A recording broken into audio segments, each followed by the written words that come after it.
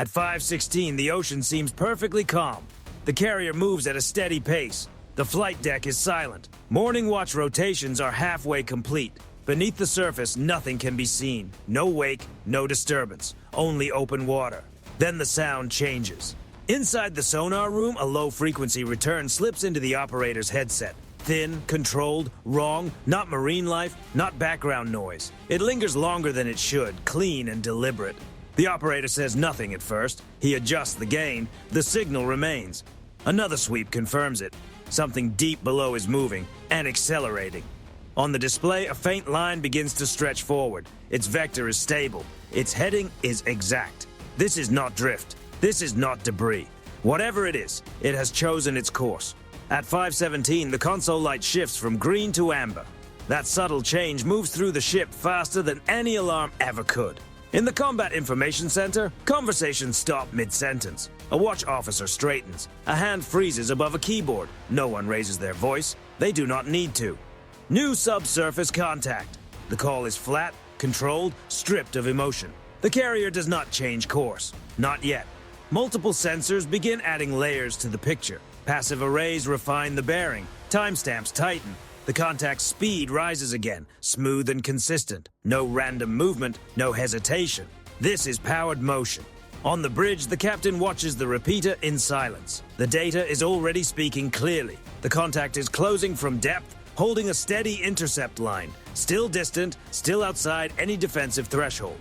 But intent does not need proximity. At 5:18, the ship's posture shifts. Not to full alert, not even close. Just enough that every critical station is now occupied by someone no longer thinking about breakfast. Down in the hangar bay, a maintenance crew pauses as the lighting changes ever so slightly. Above them, the flight deck remains motionless. Aircraft are parked, chained, still. From outside, nothing appears different. Inside, everything has changed.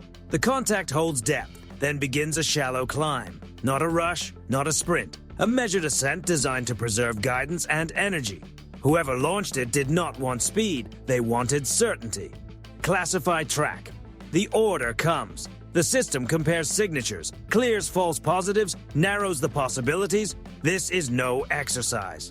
At 5:20, the classification locks. No one makes an announcement. The label on the screen is enough. The room absorbs it without reaction. There is no shock here, only confirmation. An incoming undersea weapon. Not lost, not wandering, not searching blindly.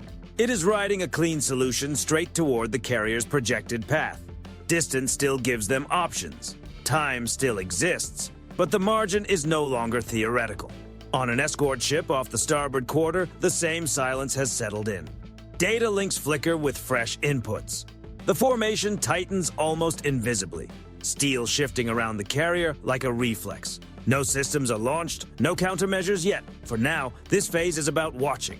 At 5:21, the object increases speed again. That is when the room changes. Not outwardly, not emotionally, procedurally. The track is no longer being evaluated as a possibility. It is now active, committed. The math has collapsed into a single line that points only one way, toward the carrier. A junior officer glances at the range readout, then looks away. He already knows what it means. The object is still minutes out, but it has crossed the point where intent can no longer be denied. The captain finally speaks. One sentence. Calm. Exact. No one repeats it. Systems acknowledge, screens shift. Somewhere deep inside the ship, mechanisms unlock and wait without moving.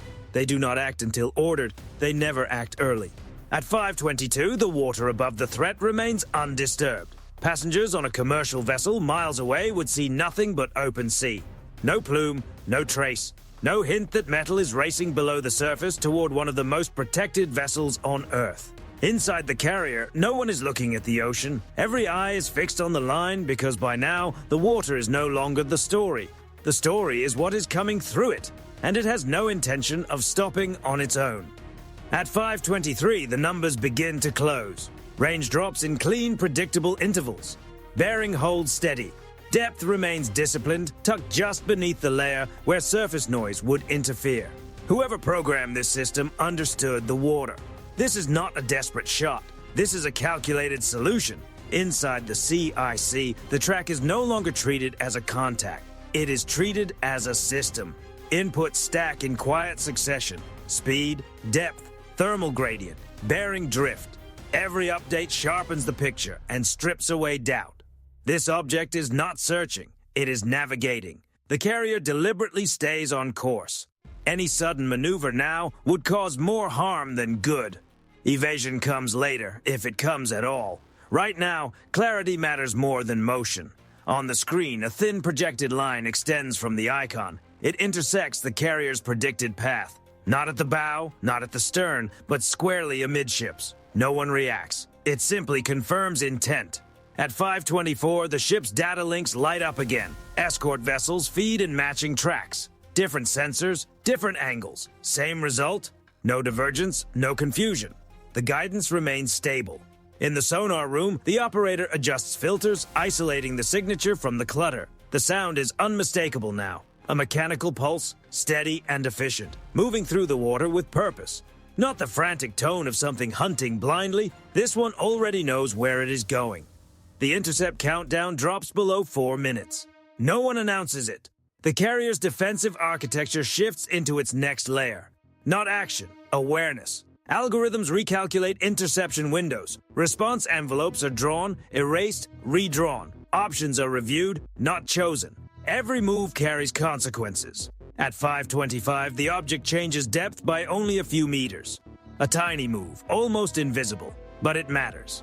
The adjustment aligns it with a cleaner acoustic channel, reducing interference from surface turbulence. That small refinement tells the story better than any flag or radio call ever could. This is not a warning. This is a solution. On the bridge, the captain watches the updated track without expression. He has seen these patterns before, in simulations, training scenarios, controlled exercises.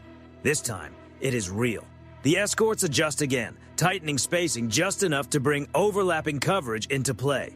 No ship breaks formation, no one rushes ahead. This is not a chase, it is a net. At 5:26, the object's speed stabilizes. That matters more than acceleration. Constant velocity means the guidance has settled. It is no longer correcting aggressively, it is confident. Inside the CIC, a watch officer notes the change. He says nothing. The data says enough. The range keeps shrinking. 3 minutes. Somewhere below deck, a sailor secures a loose tool without being told. Another tightens a strap. These are not orders. They are habits learned the hard way. Above, the flight deck remains still. Aircraft stay chained down. Nothing will launch into this moment. Air does not solve underwater problems this late in the sequence. At 5:27, the object climbs again. Shallow, controlled. It is positioning itself for terminal guidance. This is where the engagement becomes hardest to break. Passive tracking now edges toward the threat of active homing. The system is close enough that it could switch on its own sensors at any moment. If it does, reaction time will collapse. The carrier systems prepare for that possibility in silence. No alarms, no klaxons. The ship does not advertise fear. The intercept time drops below 2 minutes. On the tactical display, the solution cone narrows to a thin wedge. There are fewer places to hide now, fewer options that do not demand commitment. This is where hesitation becomes dangerous. At 5:28, the object holds its line. No erratic turns, no sudden sprint, just steady closure. It has entered the phase where physics begins to dominate. Even if guidance were lost now, momentum alone would still carry it dangerously close. That is the reality. The crew works inside it. The captain gives another short order. Again, no explanation, no one needs one. The people who must understand already do. Systems acknowledge. Counters begin to arm, but remain dormant. Nothing will be used unless it must be, because the next move, whatever it is, will decide whether this remains a silent contest of sensors and discipline or becomes something far louder. And now the clock is no longer measured in minutes. At 5:29, the math stops being theoretical. Range falls through the final buffer, where time still forgives hesitation. From here on, every second removes an option, the track remains clean, bearing unchanged, depth precise. The object is no longer merely approaching the carrier's path, it is converging on it. Inside the Combat Information Center, the display updates once more. The projected intercept tightens into a narrow corridor that leaves no room for interpretation. The line does not drift, it does not probe, it does not test alternatives, it commits. The intercept time drops below 90 seconds. No one says it aloud. The number does not need a voice. It sits there, red and absolute. A silent countdown. On the bridge, the captain shifts his weight slightly, eyes still fixed on the repeater.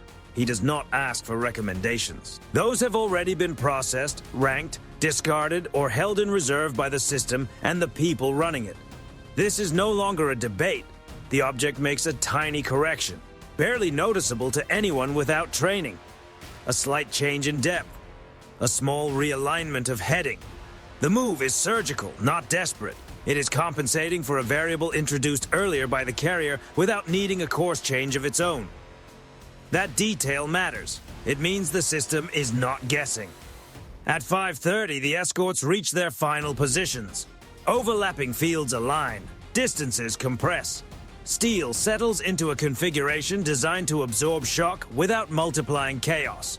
No ship accelerates. No ship makes a sharp turn. They hold. The carrier remains steady. A sudden maneuver now could expose vulnerable angles, create acoustic spikes, or break coordination. Movement is a tool, but only when used at the exact second it matters. That second has not arrived yet. Inside the sonar room, the operator hears the tone sharpen. The sound is no longer merely present, it is insistent. The mechanical pulse carries a confidence that removes all doubt about intent. This is not a seeker wandering through darkness. This is a guided system riding a solution it trusts. The intercept time crosses 60 seconds. This is the line. Beyond it, physics takes over. Reaction windows collapse. Defensive layers overlap so tightly that one mistake can instantly trigger another. The captain speaks again. One sentence, not loud, not dramatic. It does not mention targets or systems. It names a state, a posture, a shift from observation to preparation. Across the ship, acknowledgements ripple in silence. Systems transition, safeties release. Doors that never move without command unlock and wait. Somewhere deep below, a mechanism hums to life. Not firing, not emitting, simply ready. At 5:31, the object climbs into its terminal band. This is where many systems reveal themselves. A burst of active sonar, a sudden sprint, a last attempt to lock before countermeasures spread. This one does neither. It remains quiet. That restraint is more dangerous than speed. The carrier's sensors strain for even the slightest emission. None comes. The object trusts its inertial guidance, its stored data, its confidence in where the carrier will be when it arrives. The intercept time drops below 40 seconds. There's no advantage left in waiting, but acting too early still carries risk. The captain checks the clock once, just once, then locks his eyes back onto the track. He already knows how much time remains. The order comes out short, precise, and final. This is the last moment where control still belongs to them. At 5:32, the ship responds. Not with noise, not with spectacle. The surface remains untouched, nothing launches, nothing breaks through the water. Instead, the carrier targets the real weakness, guidance. The response is controlled, layered, and restrained. The goal isn't to destroy, it's to disrupt. To replace certainty with doubt. To make the incoming system question everything it believes to be true. The sequence begins step by step, not all at once. Each action carefully measured, revealing only what's necessary. This isn't force, it's discipline. For the first time since detection, the incoming track wavers. In the sonar room, the sound shifts, subtle but undeniable. The steady mechanical rhythm stumbles, stabilizes, then stumbles again. The threat is still fast, still dangerous, but no longer perfectly confident. 30 seconds. The system tries to recover. It adjusts depth again, sharper this time. The movement feels forced, not smooth, not elegant, a sign that its solution is slipping. The carrier does not react with panic. No sudden turns, no desperate moves, because this moment isn't about outrunning anything. It's about making a machine doubt itself. At 5:33, that doubt begins to take hold. Not dramatically, not all at once, just enough. The clean, steady tone fragments, still present, still aggressive, but no longer certain. The countermeasures continue, quiet and controlled. No chaos, no overreaction, just enough interference to distort the picture. The system responds by climbing, searching for clarity. But the water above is no longer reliable. What it expects to see and what it actually receives no longer match. The track bends. only slightly at first. A small correction, assuming the issue is temporary. It's still trying to hold on to its original solution. The carrier stays steady. At 534, the corrections grow stronger. Speed fluctuates. Depth shifts unevenly. This isn't failure, it's strain. The escorts hold formation. No one breaks position, no one relaxes. This phase is delicate. One wrong move could allow the system to stabilize again. Inside the control center, a watch officer notices the change. No reaction, no relief. He knows this is when things become unpredictable. The system widens its search, trying to rebuild confidence. But every adjustment costs energy. Every correction burns time. The countdown stretches, just slightly, but enough to matter. At 5:35, the sound breaks again. What was once a solid, confident signal now carries gaps, tiny pauses, moments of hesitation. The system is still moving forward, but no longer towards certainty. The carrier holds its response exactly where it is. No escalation, no extra layers. This isn't about overpowering, it's about outlasting. At 5:36, the biggest correction yet. The track shifts noticeably offline, then tries to recover. Movements are no longer smooth, they're reactive. It's chasing a solution that keeps slipping away. On the display, the projected intercept begins to drift off the carrier's path. Not safe yet, but no longer inevitable. The captain watches without expression. No comments, no acknowledgement. The situation isn't over until the threat is no longer there. Speed drops slightly. Not failure, a trade-off. The system is prioritizing sensing over momentum. At 5:37, the sound begins to fade. Not disappear, fade. The once clear signal stretches thin, weakened by constant corrections. The system is still active, but its world is shrinking. It attempts to stabilize again. It doesn't work. Without a clear picture, it defaults to search behavior. The precise intercept line dissolves into a widening arc. On the screen, the track drifts away. The countdown stops shrinking. Now it grows. At 5:38, the lock breaks. The signal drops below reliable tracking. One last flicker, then it blends into the ocean's background noise. No one reacts. They wait. Another sweep. Nothing. The threat is gone. Only then does the captain order a gradual return to normal posture. Systems step down in the same controlled sequence they rose. Safeties return. Mechanisms go quiet. Above the surface, the ocean looks unchanged. But below, the most critical moment of the morning has already passed, and it ended without impact. Just a system realizing it no longer understood where it was. At 5:39, the tension dissolves. Not silence, ships are never truly silent, but the pressure is gone. Displays stabilize. Anomalies fade into background noise. No celebration. Inside, everything unwinds slowly, deliberately. The ship holds its course. That matters. It didn't have to change direction. The formation stays intact. No one moves until certainty replaces assumption. At 5:41, confirmation arrives across all sensors. No reacquisition, no residual signals. Nothing. The threat is finished. The captain gives a new order. Not to respond, not to pursue, to record. Every second is captured. Data, timestamps, signal patterns, environmental conditions. Stored, secured, preserved. This isn't about headlines. It's about understanding. Below deck, analysts begin reconstructing the event. Trajectories, speeds, behavior patterns. The source becomes clear quickly. It was never truly unknown. Above deck, routine resumes. Crews return to work. From the outside, nothing seems different. But internally, something has changed. At 5:47, surveillance quietly shifts position. No announcement, no explanation needed.